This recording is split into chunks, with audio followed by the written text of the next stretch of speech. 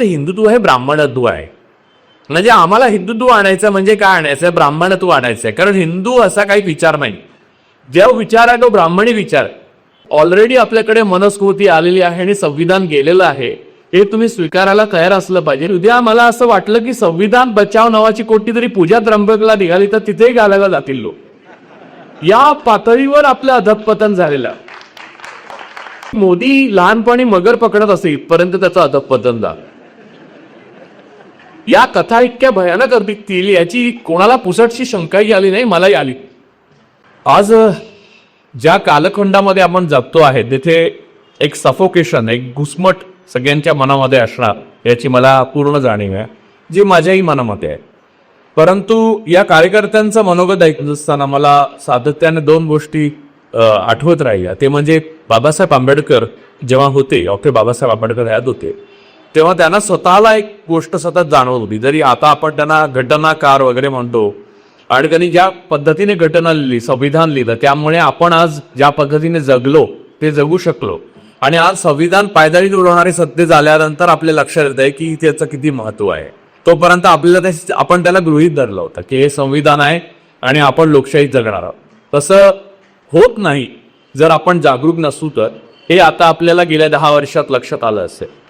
परंतु मला एक गोष्ट जाणवते की बाबासाहेब आंबेडकरांना आयुष्यभर एक गोष्टीशी संघर्ष करायला लागला, कारण त्यांना 2 गुलामी बरोबर संघर्ष करायचा होता. तो एकतर शासक जे होते, शासकीय पातळीवर जी गुलामी होती ती होतीच, आणि त्याच वेळेला समाजामध्ये जो ब्राह्मणवाद होता त्याच्या विरुद्ध, ब्राह्मणवाद म्हणजे केवळ एका जातीपुरता मर्यादित नव्हता. ब्राह्मणवाद हा वेगवेगळ्या स्वरूपामध्ये या समाजामध्ये हजारो वर्ष अस्तित्वात आहे. आणि त्याच्याशी पण डॉक्टर बाबासाहेब आंबेडकरांना आणि त्यांच्या कार्यकर्त्यांना आणि त्यांच्या पुढच्या कार्यकर्त्यांच्या पिढ्यांना सतत संघर्ष करावा लागला. तो संघर्ष करत असताना बाबासाहेबांच्या समोर एक मोठा अवघड प्रश्न उभा होता. तो म्हणजे सत्तेविरुद्ध जो बंड चाललेला आहे ते पण सांभाळायचा आहे, तो तोल पण सांभाळायचा आहे, आणि हा ब्राह्मणवादाविरुद्धचा संघर्ष आहे त्याचा पण तोल सांभाळायचा. बाबासाहेबांनी ते अत्यंत कुशलतेने केलं. फार थोडे अनुयायी त्याचे आहेत, त्यांना हे जमलं. आणि आजच्या काळात हे जाणवतं की हा 2 पातळ्यावरचा संघर्ष आहे तो खूप अत्यंत नाजूक अशा वळणावर येऊन ठेपलेला आहे. आणि अशा वेळेला एक समन्वय भूमिकेची गरज आहे. आणि त्या भूमिकेशिवाय आपण यानंतरच्या काळामध्ये संविधान आणि हे आपले लढे जे आहे सर्व पातळीवरचे ते लढू शकणार नाही असं मला वाटतं. पहिली गोष्ट अशी की आत्ता जो आपला लढा चालू आहे सगळ्यांचा राजकीय बदीचा, तो आणि ब्राह्मणवाद वेगळाच नाही. हा सगळ्यात मोठा ही सगळ्यात मोठी समस्या आहे जी हजारो वर्षानंतर आत्ताला परत भोगायला लागली. म्हणजे हजारो वर्षानंतर पहिल्यांदा असं झालंय भारतात की ब्रिटिश शासक आहेत किंवा दुसरे कोणीतरी शासक आहेत आणि आपल्याला एक ब्राह्मणवादांच्या पातळीवर लढावं लागतंय आणि शासकांच्या पातळीवर लढायला लागतंय. असं नाहीये. आज असं आहे की जे ब्राह्मणवादी आहेत तेच शासक आहे आणि त्यांनी आपल्याला गुलाम करण्याचा प्रयत्न केलाय. त्यामुळे संपूर्ण समाजामध्ये संविधानावर विश्वास असणारा किंवा स्वातंत्र्यावर विश्वास असणारा किंवा ज्या लोकांचा जगण्याचा प्रयत्न जो आहे तो पुरोगामी, प्रोग्रेसिव्ह आणि सेक्युलरपणाकडे आहे, त्या सर्वांना आज प्रचंड मोठा धोका निर्माण झालेला आहे. त्यांच्या आयुष्याला, त्यांच्या अस्तित्वाला काही अर्थ या सरकारने ठेवलेला नाही. आणि केवळ सरकार नव्हे तर सरकारमधल्या ज्या ऑक्झिलरी स्ट्रक्चर्स आहेत, म्हणजे ही सत्तेमध्ये जे शासक आलेले आहेत ते एका संघटनेतून आलेले आहेत, राष्ट्रीय स्वयंसेवक संघ. आणि राष्ट्रीय स्वयंसेवक संघ आणि त्यांच्या सहकारी शाखा ज्या आहेत सगळ्या, त्या आत्ता एवढ्या ऑपरेशनल आहेत. आणि हे संपूर्ण ब्राह्मणवादाचं, मनुस्मृतीचं जे भूत आपण 1950 साली गाडलं होतं ते भूत बाहेर काढण्यात आलेलं आहे आणि ते परत आपल्या सगळ्यांच्या मानबुटीवर बसतंय. आणि हे करत असताना आपण जो आत्ता आपले अनेक लढाऊ कार्यकर्ते जे आपल्या पॅन्थरमध्ये होते, कोणी रिपब्लिकन होते, त्या सगळ्यांना एक लढा देत असताना शासन जरी बरोबर नाही असं वाटलं तरी संविधान त्यांच्या रक्षणासाठी होतं. संविधान त्यांच्या काही प्रमाणात बरोबर होतं. 2013 पर्यंत भारतामध्ये लोकशाही अदमासे 73% लोकशाही देश होता आपण. आज आपण केवळ 22% लोकशाही देश उरलेलो आहोत. या वळणावर आपण येऊन पोचलेलो असताना आपल्याला हे दोन्ही लढे एकाच वेळेला लढावे लागतात आणि ते एकाच वेळेला अनेक रूपं घेऊन आपल्या समोर येतात. ही एक भयानक बाब आहे. त्यामुळे आपल्याला असं आपला आणि परका कोण आहे हे ठरवताना इतकं कठीण होऊन गेलेलं आहे की मला आत्ता लढताना दोन्ही बाजूवर लढणारे लोक हे आपले आणि परके कोण आहेत हे बाजूला बसून सुद्धा तुम्हाला कळत नाही. या 10 वर्षात आपल्याला एक सर्वात महत्वाची गोष्ट कळली की आपल्या नात्यातले म्हणजे कोणाच्याही नात्यातले, माझ्या असो ना तुमच्या असो, कोणाच्याही नात्यातले, आपल्या मित्र परिवारातले, आपल्या रोजच्या उठण्या बसण्यातले, आपल्याला म्हणजे दशकानुदशक सहकार्य केलेले अशी माणसं आहेत की अचानक आपल्या लक्षात आलं की अरे हे आपल्या बरोबर नव्हतेच कधी. यांना फक्त सत्ता प्राप्तीची आवश्यकता होती आणि सत्ता अनुकूल असं वातावरण तयार झाल्यावर त्यांनी आपला खरं रूप दाखवलं. म्हणजे गेल्या 10 वर्षात माझ्या आणि तुम्हाला एवढे धक्के बसले असतील माणसांची रूपं पाहून, जेवढे धक्के त्याच्या अगोदरच्या एक 60 वर्षात कुणाला क्वचित बसले असतील किंवा 65 वर्षात क्वचित बसले असतील कुठच्या पड्या, किंबहुना माझ्या आकलनाप्रमाणे किंवा आपल्या पण की एवढ्या भयानक गुलामीत आपण परत सापडू अशा आवरतात की जिथे संविधान बाजूलाच टाकण्यात आलेलं आहे. संविधान संपूर्णपणे बाजूला ठेवून मोदी संपूर्ण शासक बनलेले आहेत. किंबहुना त्यांच्या रूपाने जो RSSने आणि त्यांच्या सगळ्या कल्टने जो संदेश लोकांपर्यंत पोहोचवलेला आहे तो म्हणजे मनुवादी राष्ट्र. म्हणजे तो सेंगोल काय, नंतर नदीमध्ये डुबक्या काय, किंवा एकदा कुठच्या तरी गुहेत जाऊन बसणं काय किंवा समुद्राखाली जाणं काय, या सगळ्यामधनं एक रिप्रेझेंटेशन जे आहे ते तुम्हाला देण्यात आलेलं आहे की तुम्हाला सांगण्यात आलेलं आहे की यानंतर एक पुरोहितशाहीची झुंडशाही असलेलं मनुवादी राष्ट्र आपण बनवू. त्याला हिंदू राष्ट्र वगैरे म्हणणं हे खूप चुकीचं आहे, कारण हिंदू राष्ट्र वगैरे म्हणजे अजून काहीतरी थोडं चांगलं असू शकतं असं काही लोकांना वाटतं. जे धार्मिक आहेत पण अतिरेकी नाहीत ते आज आपल्या बरोबर असले पाहिजेत. त्यामुळे याला एक पुरोहितवादी असं मध्ययुगीन शासन आपल्यावर कायम करण्याची वेळ आलेली आहे आणि ती वेळ आता पुढे येणार आहे असं समजू नका, तर ती ऑलरेडी आलेली आहे. आता कोणतेही इन्स्टिट्यूशन्स डॉक्टर बाबासाहेब आंबेडकर आणि त्यांच्या सहकाऱ्यांनी मिळून किंवा स्वातंत्र्योत्तर काळात जे स्वातंत्र्य सैनिक आपले सत्तेत आले त्यांनी जे स्वप्न पाहिलं त्या अनुसरून कोणतंही राजकारण करत नाही आहेत असं आपल्याला दिसतं. त्यांचं कोणत्याही रूल ऑफ लॉ फॉलो होत नाहीये, कोणत्याही प्रकारचं कोड ऑफ कंडक्ट फॉलो होत नाही. म्हणजे आता इथे अनेकांची सन्मानपत्र वाचत असताना असं दिसलं की त्यांनी आंदोलनं केली, त्यांनी स्थानिक पातळीवर आंदोलनं केली, त्यांनी शासकीय मशिनरीशी लढा दिला. तुम्ही विचार करा की आज ज्या एवढी असंवेदनशील किंवा संपूर्ण अशा प्रकारच्या लढ्यावर फुली मारलेली शासन संस्था असती तर त्या लढ्या कुठे गेलाच नसता.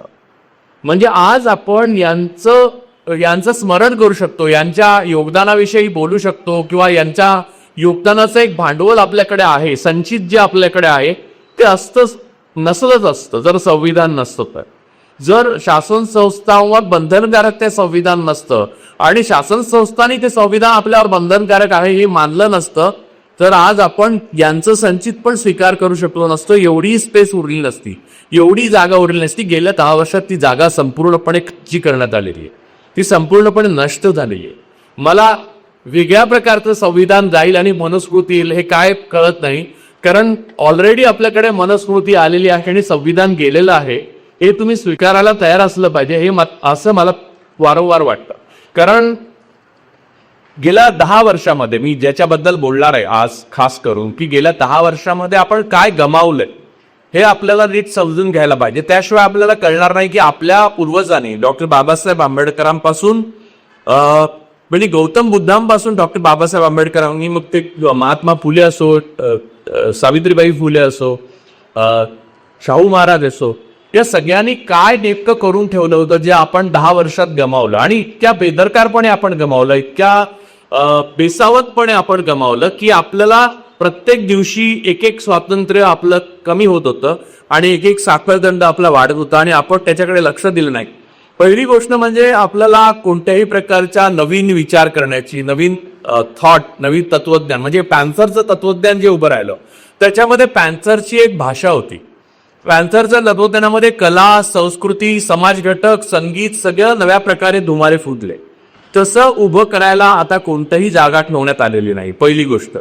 दुसरी गोष्ट, बंड, विद्रोह, क्रांतिकारकता या शब्दांना थेट आर्तिरेकी आतंकवादी असं नामकरण करून तुम्हाला कॉलिंग डॉग अँड शूटिंग या लेवलला या सरकारने आणि या 10 वर्षांनी आपल्याला आणून ठेवलेलं आहे. अनेक लोक मग ते त्यांना आंबेडकरी चळवळीतले सुद्धा मला अधिक माहिती आहे, ज्यांना नक्षलवादी, ज्यांना डावे पुरोगामी असं काहीही म्हणून कॉलिंग डॉग अँड शूटिंग अशा रीतीने त्यांना तुरुंगात डांबण्यात आलेलं आहे. आणि डॉक्टर आंबेडकर किंवा छत्रपती शिवाजी महाराज किंवा शाहू यांना देवत्व बहाल करून प्रातस्मरणीय बनवलं, जेणेकरून त्यांच्या असण्याचा संदर्भ त्यांच्या समाजाशी राहून, कारण ते देवच होते. म्हणजे शिवाजी महाराजांच्या बाबतीत आपल्याला लहानपणापासून आपल्याला सगळ्यांना एक कथा मिथक खोटेपणा जो शिकवण्यात येतो आणि तो मनावर आपसूकपणे बिंबला जातो, तो हा की महाराजांना भवानी मातेने तलवार दिली. असं काहीच झालं नव्हतं, अशी भवानी माताच नाही. हे का दिलेलं, पण हे का ही कथा का प्रस्तुत करण्यात आली? ही पुरोहितशाहीची लबाडी आहे. ती लबाडी कशासाठी आहे? कारण मग शिवाजी महाराजावर कुणबी आपला हक्क सांगू शकत नाही, इथला बहुजन समाज हक्क सांगू शकत नाही, इथला कोवाडी हक्क सांगू शकत नाही, इथला पुरोहित विरोधी जो वर्ग आहे तो हक्क सांगू शकत नाही, कारण ते देव होते. त्यांना देवीने साक्षात तलवार दिली होती. त्यामुळे या प्रकारचं दैवदीकरण जे आहे ते बुद्धांचं पण करण्यात आलेलं आहे. बुद्ध हे विष्णूचे 9वे अवतारच झाले, तर आरतीमध्ये आहे आणि त्या आरत्या बहुजन म्हणतात असं मला सातत्याने आढळलं. म्हणजे उद्या मला असं वाटलं की संविधान बचाव नावाची कोणती तरी पूजा त्र्यंबकला निघाली तर तिथेही घालायला जातील लोक. या पातळीवर आपलं अधःपतन झालेलं. तर मुळामध्ये बुद्धांची मूर्ती कोणत्या हिंदूच्या देवाऱ्यामध्ये आढळते ज्याच्यामुळे ते 9वे अवतार आहे? बरं, अवतार नावाची गोष्टच बंपक आहे, कारण त्यात माशांपासून ते डुकरांपर्यंत सगळेच अवतार येतात. त्यामुळे ह्या सगळ्या गोष्टी आपल्या मनावर बिंबवत आपण त्या गमावत आलो की आपली लॉजिकल म्हणजे तर्कशक्ती, आपली विचार करण्याची शक्ती, आपली विश्लेषण क्षमता ही सगळी या कथांमधून, या स्टोऱ्यांमधून आपण गमावत आलो. आणि मग असं गमावत आपण अशा ठिकाणी आलो की ते शिवाजी महाराजांना भवानी मातेने तलवार दिली, बरं त्याला भवानी तलवार म्हणतात आणि ती इंग्लंडला आहे, लंडनमध्ये. आणि असं नाही की काँग्रेसचं राज्य असताना या गोष्टी प्रसूत होत्या, थांबल्या होत्या. खुद्द अंदुले भवानी तलवारच म्हणत असत. अब्दुल रहमान अंदुले ते चांगले पुरोगामी माणूस होते आणि बुद्धिमान पण होते, पण त्यांना पण ते गतानुगतिक होते. त्या गोष्टीचं इतकं आलं की मोदी लहानपणी मगर पकडत असे इथपर्यंत त्याचं अधःपतन झालं. या कथा इतक्या भयानक दिसतील याची कोणाला पुसटशी शंकाही आली नाही, मलाही आली. खरं सांगायचं तर मलाही वाटलं नाही की या पातळीला हे सगळं येऊन ठेकेल. म्हणजे ज्या कथानक निर्माण केलं त्यांना भवानी माहीत नाही, म्हणजे असं काही आहे हे नाहीच आहे. शिवाजी महाराजांचं पूर्णतः जो चरित्र आकलन करेल त्याला समजेल की महाराज हे किती आधुनिक आणि क्रांतदर्शी विचार करणारे होते. त्यामुळे ते भवानी मातेकडनं तलवार घेतलेली शक्यताच नाहीये, किंवा कोणी ड्रेस घालून आलं तरी घेणार. त्यांची तलवार ही त्यांच्यापाशीच होती म्हणून तर ते इतकं टिकले. परंतु नंतरच्या कथाकारांना मगर म्हणजे काय हे पण माहित नाहीये आणि मोदी काय चीज आहे हे पण माहित नाही. ज्या माणसाने 10 वर्षात एक इंटरव्ह्यू दिलेला नाही तो मगर पकडलेल्यावर तुम्ही कसा विश्वास ठेवू शकता? म्हणजे पत्रकार हे मगरीपेक्षा फार निरुपद्रवी असतात, म्हणजे कितीही वाईट असले ते. तर त्यांना इंटरव्ह्यू देण्याच्या ऐवजी त्यांना भिणं, म्हणजे मी मागे आता दीक्षाभूमीला होतो 14 तारखेला एप्रिलच्या, ते इथे भाषण होतं, तर तिथे मी बोलताना म्हटलं की आपला देश हा इंग्रजांच्या काळात जास्त तर्कबुद्धी वापरून विचार करत असे, सामुदायिक शहाणपण हे जास्त होतं. तेव्हा आपण जनरल डायरला एका दिवसात ओळखला. आज जनरल कायर 10 वर्ष झाले तरी अजून संभ्रमात आपण आहोत.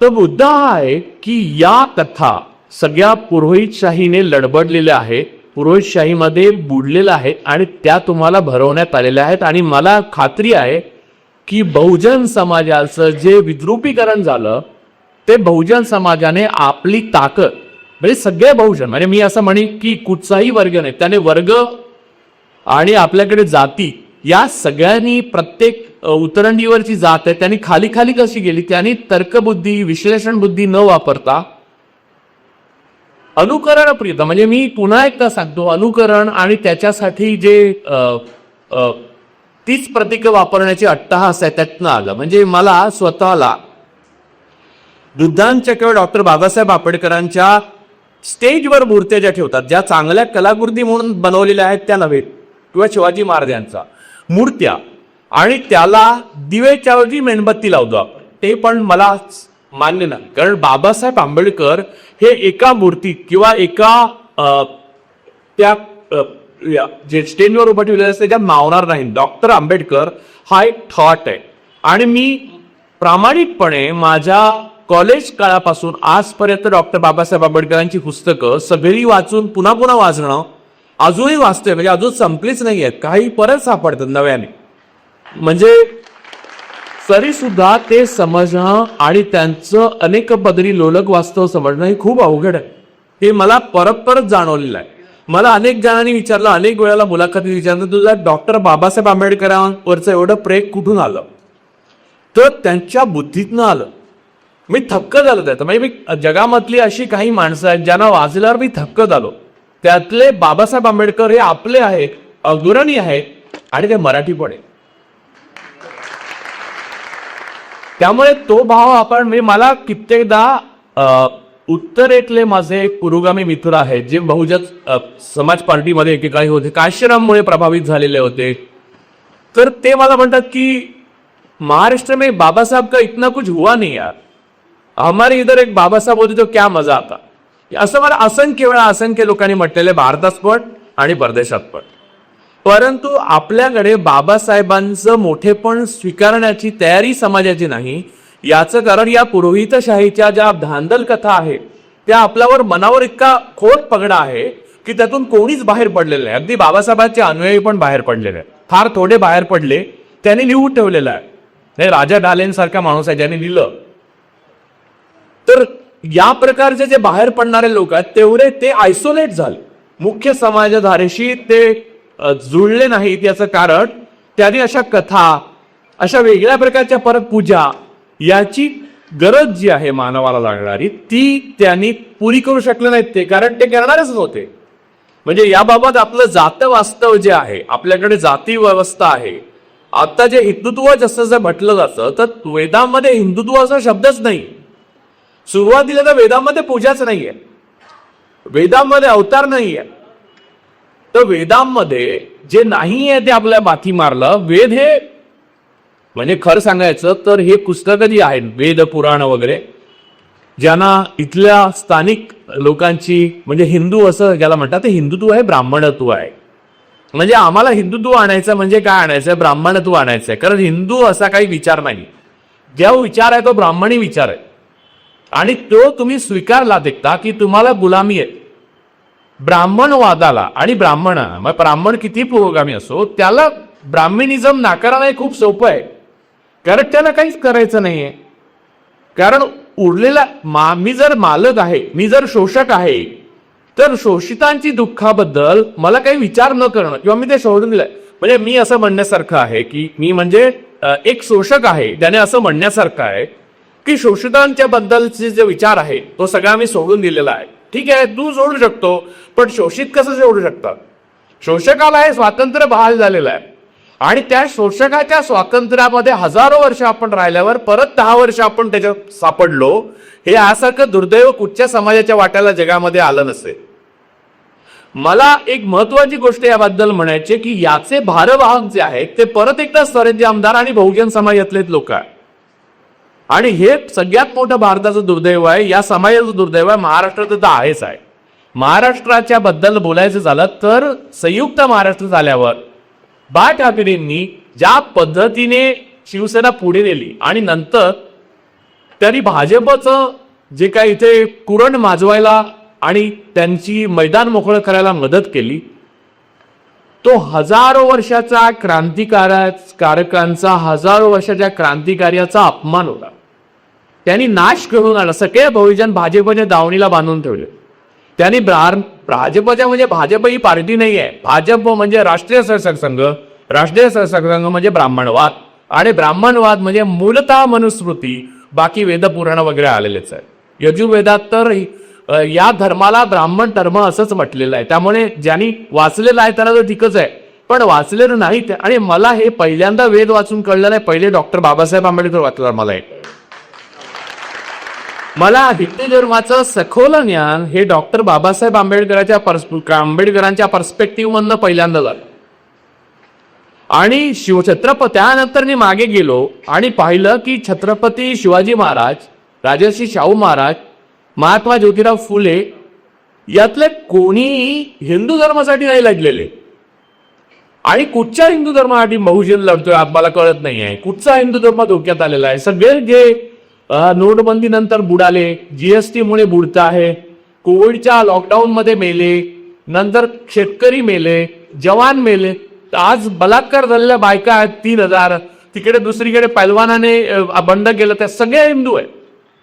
कोणत्या मुसलमानांनी काय त्रास दिला? बिचारे बादशाह एकटे बसले, त्यांचा आपण सन्मान केला आणि आपल्याला आनंद वाटतो की आपल्या बरोबर एक मुस्लिम माणूस. मी आता या अपराध विरोधाकडे गेले आमनं सगळं वारवर्तन.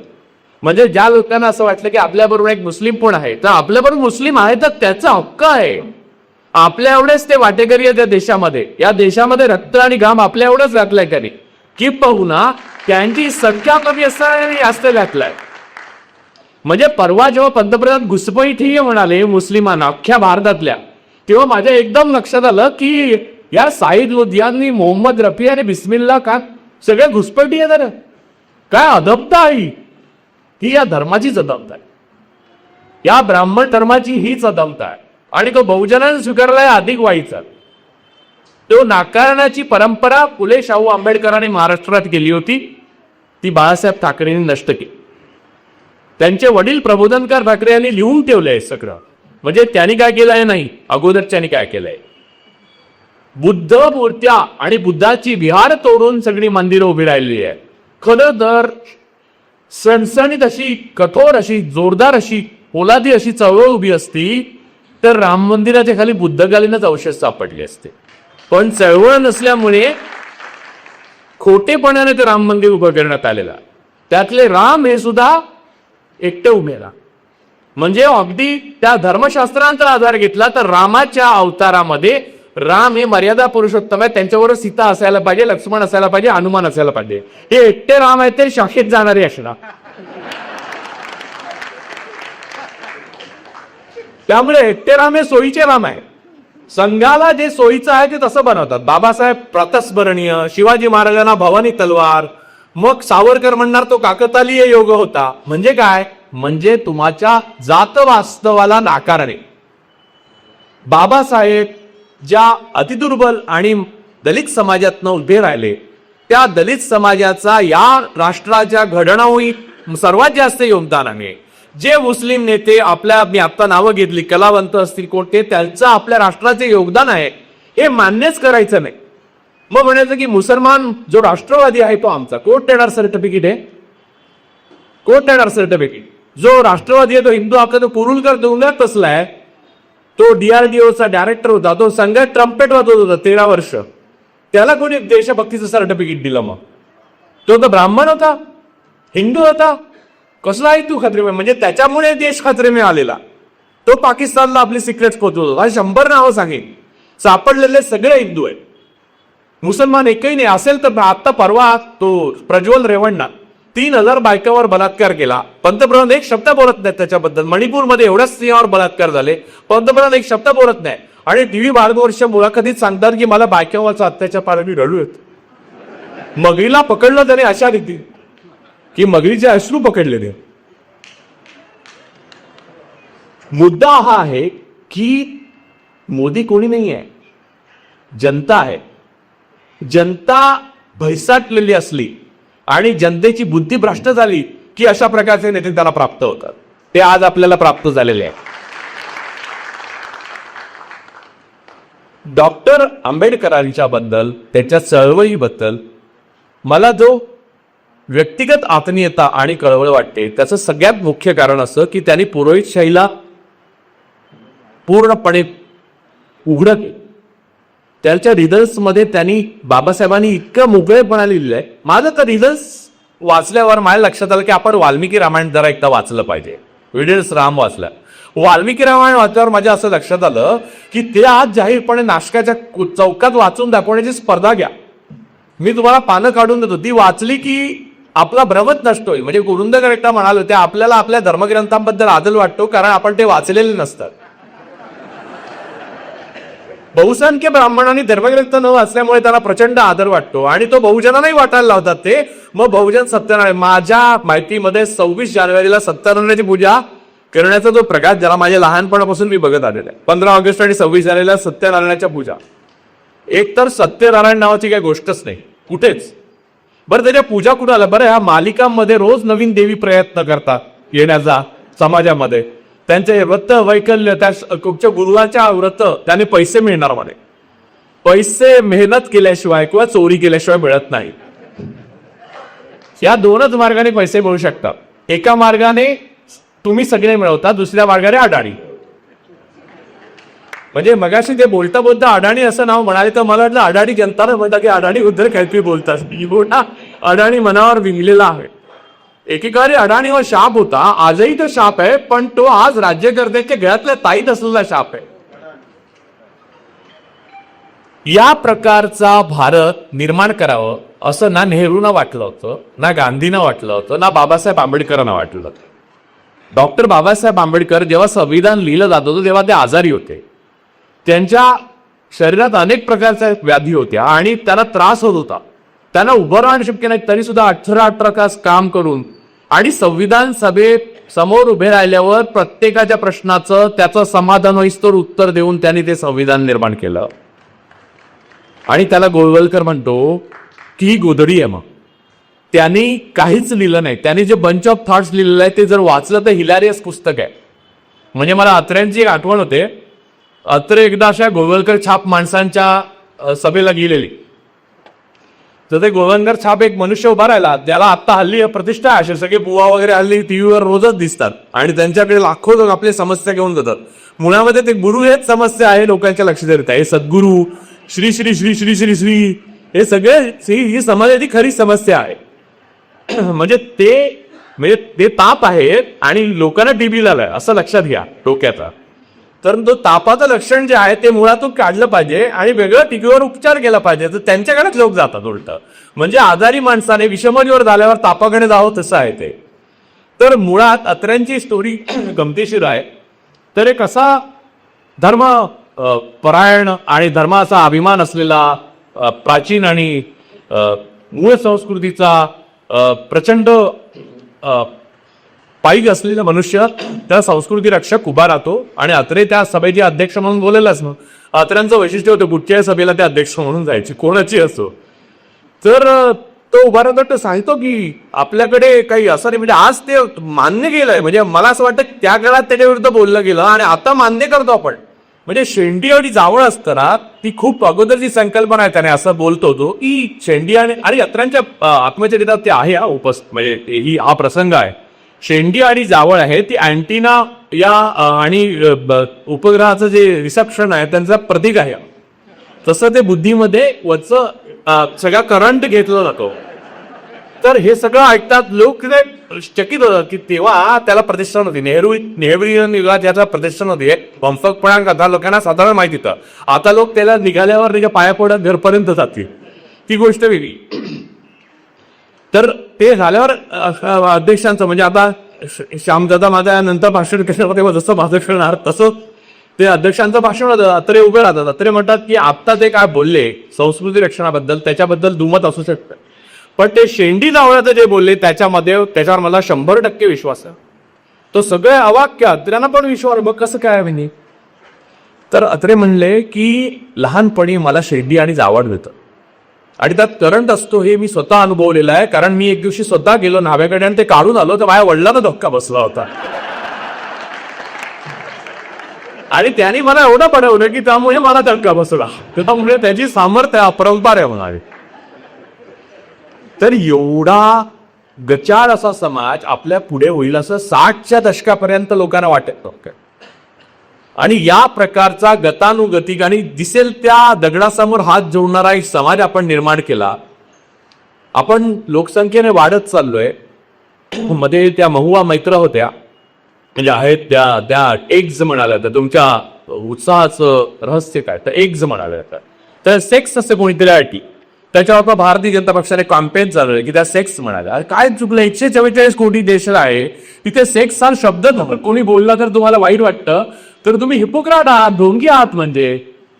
म्हणजे हे काही दिवसांनी लहान मुलाला शिकवलं जाईल शाळेमध्ये की तुम्ही आकाशातनं पडला, ब्रह्माच्या तोंडातनं ब्राह्मण आला आणि पायातनं दलित आला, असं शिकवलंच जाईल. आणि रेव्होल्युशनची थिअरी काढून टाकली एनसीईआरटीच्या पुस्तकात. म्हणजे यात म्हणजे विनोदाचा काहीच भाग नाही. पुढे तुम्हाला गांभीर्य सांगतो मी तुम्हाला आत्ताच. एनसीईआरटीच्या पुस्तकातनं थिअरी ऑफ एव्होल्युशन किंवा चार्ल्स डार्विनची ती काढून टाकली. म्हणजे पुढचं जेनेटिक इंजिनिअरिंग वगैरे पुढचं तुम्हाला कळलं तुम्हाला का नाही मुलांना. मग मुलं म्हणणार की म्हणजे आत्ताच सांगतो, आत्ता फेसबुकवर ते आमच्या पहिल्या परवा अश्विनी म्हणून एक मैत्रीण आहे, त्या फार चांगल्या समतेचा विचार करणाऱ्या व्यक्ती आहेत, धनगर समाजातून आलेल्या आहेत. आणि त्यांनी एक गोष्ट टाकलेली, कुठच्या समाजातून आला महत्वाचं नाही, पण इथे मी उल्लेख करण्याचा महत्व असं की इथे भले इथले पुरोहित ब्राह्मण वर्गातले लोक आपल्या म्हणजे या वैचारिक वेडाचाराच्या नादी लागले तेव्हा त्यांनी लिहिलेली एक पोस्ट लिहिली. त्यांची मुलगी पटकन म्हणाली, ते हिंदीत काहीतरी कोटरी बोललं, तर ही मुस्लिम भाषा मुसलमानी भाषा बरोबर नाही म्हणली. त्यांना धक्का बसला. त्यांनी पोस्ट आहे फेसबुकवर आहे अश्विनी कोलेकरांची, तुम्ही टाकून बघा. तर ते नवरा बायकोला दोघांनाही धक्का बसला की त्या सिने जर्नलिस्ट आहे तर त्याला धक्का बसला. पण आपल्या घरात असं करीत बोललेलं आहे, शाळेमध्ये शिकवा, शाळेमध्ये बुरी बाई वगैरे सांगितलं त्या की हे मुसलमान लोक. मग अशाच रीतीने जातीविषयी पण आता व्यवस्थित घेतो तयार व्हा. आणि हे जे आहे ते देश म्हणून आपण एक संध होण्याकडे चाललेलं आहे, त्याला कायमची खीळ बसण्याकडे जा. आणि यात धर्मभेदी सर्वांच्या मध्ये आहे. म्हणजे कुठची एक जात कुठचाही एक धर्म अपवाद नाही. मुस्लिमांमध्ये पण आरिफ मोहम्मद खान आहे. त्यामुळे या प्रकारचं अधोगती झालेलं जीवन जगताना ज्या प्रकारची घुसमट होते त्या घुसमटीतून मला वाटतं की तुम्ही सगळे जात असाल, मी तर जातोच. परंतु तुमच्या सगळ्यांसमोर एक वेगळा प्रश्न पण उभा आहे जो बाबासाहेब आंबेडकरांच्या समोर उभा होता की आपली चळवळ जी आहे ती एका उद्दिष्टाने लढा देते आहे. तो एक उद्दिष्ट स्वातंत्र्याचा आहे वेगळ्या प्रकारचा आणि ते कधी प्राप्त होईल आपल्याला माहित नाही. तिथे क्रांती होत असतानाच प्रतिक्रांती आपल्या वाट्याला आली आणि त्याच वेळेला शासकीय पातळीवर परत एकदा गुलामी आली. आणि या वेळेला असं झालेलं आहे की तो शासकीय पातळीवरची गुलामी आणि ही प्रामाणिक गुलामी दोन्ही एकच आहे. त्यामुळे ती पोलादी आहे. जसं पुष्यमित्र शुंगाच्या काळात होतं तसं ते आता व्हायला लागलं. म्हणजे बौद्धांची सगळ्या अस्तित्व खोडून टाकण्यात आलं, तसं हळूहळू सगळं गायब व्हायला लागलं. मला आठवतं की मोदी सत्तेवर आले नव्हते, काँग्रेस सत्तेवर होती, तेव्हा बाळ ठाकरेंनी 6 लाखांचा वगैरे मोर्चा काढलेला बाबासाहेबांचं रिडल्स पुस्तकाविरुद्ध, बरोबर. म्हणजे महाराष्ट्रामध्ये या प्रकारच्या झुंडशाही आणि पुरोहितशाहीची पायाभरणी जी झाली त्याच्याकडे आपण अनालिटिकली आणि विश्लेषणात्मक आणि तर्कबुद्धीने पाहिलं नाही. नाहीतर तेव्हाच तो धोका आपल्याला कळला होता. तेव्हा मी लिहिलो, म्हणजे तेव्हा नाही, त्याच्यानंतर 2004 मध्ये लिहिलं, कारण मी तेव्हा लिहिण्याच्या वयाचा नव्हतो. किंवा म्हणजे असं म्हणाल की मी लिहिलं असतं पण छापलं नसतं लोकांनी. कारण वैज्ञानिक क्रांती झाल्यावर तुमचे ब्लॉग्स यायला लागले आणि तुम्ही कुठेही दिसू लागला. तसं नव्हतं. तेव्हा फक्त तळवलकर आणि गडकरी असायचे आणि गडकरी त्या रिडल्सच्या आंदोलनाच्या बाजूचे होते, म्हणजे बाळासाहेबांच्या आंदोलनाच्या. आणि तळवलकर तर कोणाला भिंडतच नसत. या दोघांचे नंतर मी इंटरव्ह्यू घेतले. पण मुद्दा हा आहे की या सगळ्या धोक्याची जाणीव आपल्या मुलांना, त्यांच्या मुलांना असणं आवश्यक आहे. यातले आपले आणि परके हे जाती व्यवस्थेवर किंवा कुठच्या धर्माच्या आधारावर पण उरलेलं नाही, हे पण गंभीर आहे. त्यामुळे आपल्याला एकदम पटकन असं पकडता येत नाही. मी हा नावं घेऊन बोलणार नाहीये कारण ते तितकंसं संयुक्तिक होणार नाही, कारण प्रत्येक माणूस वेगवेगळ्या चळवळीतल्या वेगवेगळ्या धारेतनं आला. पण मी काय म्हणायचंय मला तुम्हाला समजू शकत असेल की एक लार्जर इंटरेस्ट जो आहे आपल्या देशाचा, तो इंटरेस्ट आपण जर तो एक मोठा पट जर आपल्या देशाचा मानला तर त्याच्यामधला जो आपल्या सगळ्या नागरिकांचा हक्क, आपल्या संविधानिक ज्या आपल्याला मिळालेले अधिकार, या सगळ्याचे रक्षण जर आपण करू शकलो तर आपली चळवळ टिकू शकते. ते वरचं जर नष्ट झालं छप्पर तर खालचं चळवळ टिकणार नाही, हेही तुम्ही लक्षात घ्या. कारण संविधानाने संरक्षण दिल्यामुळे ह्या चळवळी थोड्या का होईना टिकू शकल्या. त्या आपल्या मानसिकता आणि आपल्या गतानुगतिक स्वभावामुळे त्या फाटे पुढे पडले, अनेक फाटे फुटले, त्याला त्या वीक झाल्या, दुर्बल झाल्या, क्षीण झाल्या. समाजवादी चळवळी वगैरे तर नष्टच झाल्या. कारण समाजवादी चळवळीने नेहमीच संघाच्या लोकांचा पाया उभारून दिलेला आहे.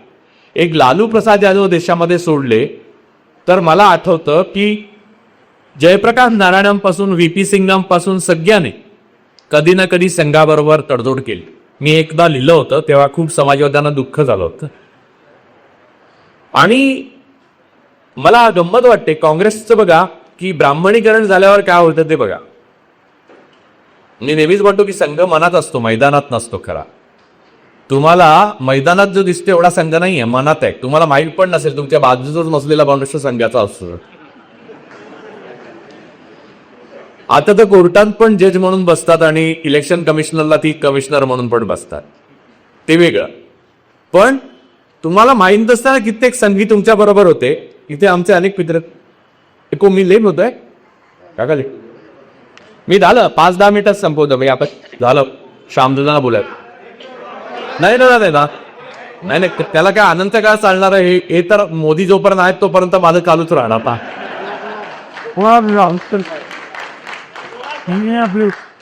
तर मुद्दा हा आहे की या प्रकारचं आपल्याला मापसाला विश्वासाचं वातावरण, पुन्हा आपल्यातल्या फाटाफुटी तोडणारं राजकारण आणि आपले शासक आणि ब्राह्मण वर्ग एकच आहेत ही भावना, या सगळ्या असुरक्षिततेतून आपल्याला ज्या घुसमटीला सामोरं जावं लागतंय त्यावर डॉक्टर बाबासाहेब आंबेडकरांचं तत्वज्ञान हेच आहे, बुद्धांचं तत्वज्ञान हेच आहे. मला नेहमीच एका गोष्टीची खंत वाटत आली की बाबासाहेब आंबेडकरांच्या आयुष्यानंतर ही चळवळ उभी राहिली, त्यात बौद्ध धर्माचा तेवढा विकास झाला आहे जेवढा व्हायला पाहिजे होता.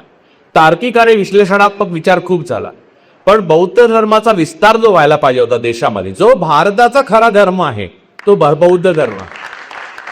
भारतामध्ये हिंदू नावाचा धर्मच नाही, हिंदू नावाचं काहीच नाही. हिंदू हा प्रदेश, हिंद हा प्रदेश आहे. जय हिंद म्हणाले सुभाषचंद्र बोस. हिंद हा शब्द अमीर खुसरोनी पण वापरलेला. खरं तर हिंद म्हणजे हिंदू हा शब्द म्हणजे भगवा हा शब्द भगवान बुद्धांना म्हणतात. भगवा बुद्धांना दुसरं नाव आहे भगवा रे. पालीमध्ये तशा प्रकारचे श्लोक आहे. म्हणजे मी असं काही वेगळं माझ्या पद्धतीचं आणि माझ्या तऱ्हेने अर्थ लावलेलं सांगत नाही. त्यामुळे हे सगळं बुद्धांचं आहे जे आपण गमावलेलं आहे ते. आणि हे बाबासाहेबांनी बरोबर ओळखलं होतं. त्यांनी धर्म स्वीकारताना सुद्धा डोळसपणे स्वीकारला. त्यांना हे माहिती होतं माणूस हा मूलतः असुरक्षित असतो, त्याला एक धर्म लागतो. तो इथला धर्म असला पाहिजे आणि तो असा असला पाहिजे की हे जग अनित्य आहे असं सांगणारा. नाहीतर एका वर्गाला, एका धर्माला, एका पुरोहिताला युगानुयुग तुम्ही पूजत राहता, त्याला अनित्यता नाहीच आहे, ते नित्य आहे. म्हणजे ब्राह्मण नित्य नियमाने शोषक आहे आणि बाकी सर्व शोषण होतं ते आहे, कोणत्या ना कोणत्या पायरीवर असतील. मग त्यांच्या खालच्यांना शोषण करता, असं करत करत अतिशूद्रापर्यंत ते जातं. याचा बाबासाहेबांना भान. त्यांनी इतका थेट आणि इतका सूक्ष्म विचार केला होता, तेवढं त्यांना आयुष्य लाभलं नाही. आणि माझं त्यांच्यावरचं जे म्हणजे माझा जन्मच त्यांच्यानंतर कित्येक वर्षांनी लावा, पण जे काय प्रेम आहे ते त्यांचं कोणतंही अहिग अस्तित्वाच्या मूर्त्या किंवा खुणांमधनं नाही. मला बाबासाहेब आंबेडकरांचा फोटो का फार आवडतो, मी तो घरात पण ठेवतो. पण त्यामध्ये बाबासाहेब आंबेडकर असं आहेत असं मी मानत नाही. मी मानतो की बाबासाहेब आंबेडकर म्हणजे बाबासाहेब आंबेडकरांनी जो थॉट दिलेला आहे, बुद्ध म्हणजे बुद्धाने जो विचार दिलेला. आणि देवदेवतांचं स्तव हे यासाठी मानलं या ठिकाणी कारण देवदेवतांनी तुम्हाला काहीही दिलेलं. कोणत्या देवाचं तत्वज्ञान आहे ते मला सांगा. जे तत्वज्ञान आहे म्हणजे इथलं तत्वज्ञान जे उपनिषदांमध्ये वगैरे दिसतं, ते तत्वज्ञान कुठच्या देवाशी संबंधितच नाही. रामाचा तर उल्लेख नाही. म्हणजे 4 वेद आणि 10 याच्यामध्ये रामाचा उल्लेखच नाही. राम नावाचं अस्तित्व त्यामध्ये नाही. 10 उपनिषदांमध्ये ईश, केन, कट, प्रश्न, मुंड, मांडुक्य, ऐतरीय, तैतरीय, छांदोग्य आणि बृहदारण्य ही 10 उपनिषद आहेत. 4 वेद आहेत, ऋग्वेद, सामवेद, अथर्ववेद आणि यजुर्वेद. त्याच्यात पण कुठेही रामाचा उल्लेख नाही. आणि राम या जास्ती राम एक कथा आहे असं मानवा, आणि ती आपण अधिनायकपदी त्यांना बसवलं असं पण मानू आपण. जसं आपण जर कुठच्याही गोष्टीला मूर्तीपूजेकडे अखेर येणारच असू तर त्याचं महत्व काय आहे असं तुम्ही म्हणाल, तर त्याचं महत्व हे आहे की वडील म्हणजे अगोदरच्या सत्ता, विरोधी पक्ष म्हणजे भरत, बाहेर जनता, हे सगळे रडत असताना की सिंहासनावर बसा असं सांगतात असताना वडिलांनी दिलेल्या वचनाआधी तरी सत्ता त्याग केला. ही त्यांची खरी कथा आहे. जर त्यांच्या कथेचं सगळे रडत असताना सत्तेवर बसण्याकरता 73 वर्षी तुम्ही झगडत असाल तर रामाचा काहीच संबंध नाही तुमचा. आणि देशचा अत्यंत नीच स्तराची भाषा, म्हणजे आतापर्यंत मला पंतप्रधान म्हटल्यावर एक आदर वाटत असते. बेसिक गोष्ट आहे की एका खुर्चीचा आपण रिस्पेक्ट कर. तो सुद्धा या काळामध्ये म्हणजे जजेसनी आपल्या पदाला कळीमा लावला, इलेक्शन कमिशनर्सनी आपल्या पदाला कळीमा लावला, आता पंतप्रधानांनी लावला तर मग सगळ्यांनीच लावला. आणि राष्ट्रपती तुम्ही बघा, परवा आपल्या महिला राष्ट्रपती आहेत त्या रामाच्या मंदिरात, त्या सोकोट रामाचं जे संघाचं मंदिर आहे त्याच्यामध्ये गेला, त्याला दूर उभं राहून दर्शन दिलंय. मोदी त्या पायावर पडले पण ते दुर्गुणा दूर ठेवलंय. त्यामुळे कधीही इथला ब्राह्मण वर्ग, इथला शोषक वर्ग हा सत्तास्थानी आला की तुम्ही स्त्री आहात, तुम्ही मागासवर्गीय आहात, तुम्ही आदिवासी आहात, या गोष्टी विसरत नाही. तुम्हाला त्या पायरीवर नेण्याचा प्रयत्न ते करतात आणि ते आज सत्तेत आहे हे समजून आपलं आयुष्य जगायला लागा. प्रत्येक आयुष्याचा आत्ताचा प्रत्येक दिवस हा मला वजन वाटतो, घुसमटणारा वाटतो, घुसमटवणारा वाटतो, सफोकेटिंग वाटतो. त्याच्यावर मार्क करावी असं वाटतं आणि त्याच्याशी लढा द्यावा असं वाटतं. तुम्ही पण तो द्यावा. हीच बाबासाहेब आंबेडकरांची शिकवण आहे. आणि या सगळ्या माणसांच्या आयुष्यानं सार असेल तर लढा द्यावीच आहे आणि भीड नकाहीच आहे. त्यामुळे ते सगळं करा. त्यासाठीच आपला जन्म हा एक ऍक्सिडेंट आहे, आपला मृत्यू पण ऍक्सिडेंट आहे. त्याच्यामधलं जे आयुष्य आहे त्याचं जे पर्पज आहे, त्याचं ध्येय आहे किंवा उद्देश आहे ते आपण शोधायचं असतं. ते कोण देव देत नाही. तर ते शोधण्याकरता सगळ्यात आवश्यक गोष्ट स्वातंत्र्य आहे आणि ते तुम्ही गमावलेलं आहे ते परत मिळवा. एवढंच मी सांगतो. ते संविधानाच्या माध्यमातूनच मिळेल आणि डॉक्टर बाबासाहेब आंबेडकरांच्या विचाराच्या माध्यमातून मिळेल. जय भीम, जय भीम.